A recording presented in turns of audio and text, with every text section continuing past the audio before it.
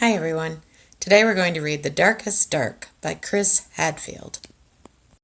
The Darkest Dark by Chris Hadfield. Chris was an astronaut, an important and very busy astronaut. When it was time to take a bath, he told his mother, "I'd love to, but I'm saving the planet from aliens." When it was time to get out of the bath and go to bed, he told his father, politely, because astronauts are always polite, "Sorry, no can do. I'm on my way to Mars." An astronaut's work is never done, so astronauts do not like to sleep. But their parents do.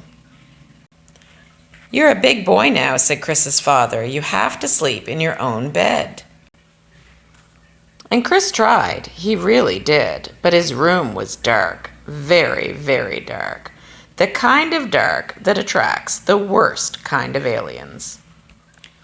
But his parents meant it. Chris was going to sleep in his own bed tonight. His mom and dad checked under his bed and in the closet and even in his underwear drawer. They declared the room 100% alien-free. They tucked Chris in, they turned on the nightlight, they even gave him a special bell to ring if he was nervous. Clang, clang, clang, clang, clang, clang.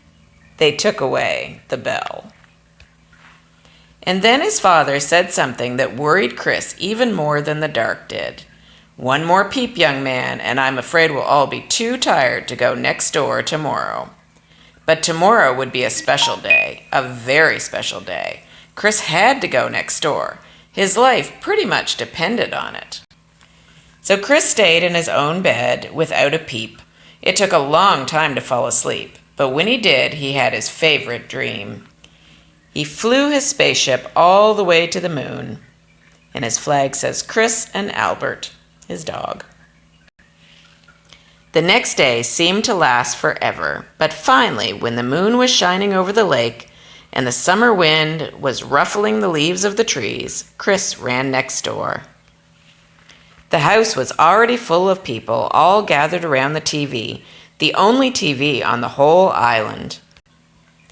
Chris found a spot where he could see through the crowd, and what he saw was astronauts, real live astronauts on the actual faraway moon. They were wearing puffy white suits and jumping for joy. Jumping so high because there was so much less gravity there. The grown-ups huddled around the TV were amazed. Their whole lives long, they never expected to see this sight. Even Chris, who had been to the moon just the night before, was amazed. He'd never really noticed how dark it was there. Outer space was the darkest dark ever. And everybody's gone outside to look at the moon.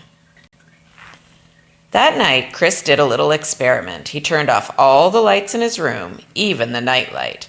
It was still dark, very, very dark. There were still shadows that looked a little, well, alien. Nothing had changed, but Chris had changed.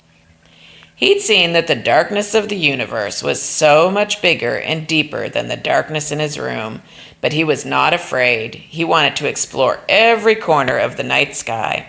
For the first time, Chris could see the power and mystery and velvety black beauty of the dark. And he realized you're never really alone there. Your dreams are always with you, just waiting. Big dreams about the kind of person you want to be. Wonderful dreams about the life you will live. Dreams that actually can come true. And they did for Chris. He grew up to be an astronaut. Thank you, everyone, for listening to my story. Have a terrific day. Bye-bye.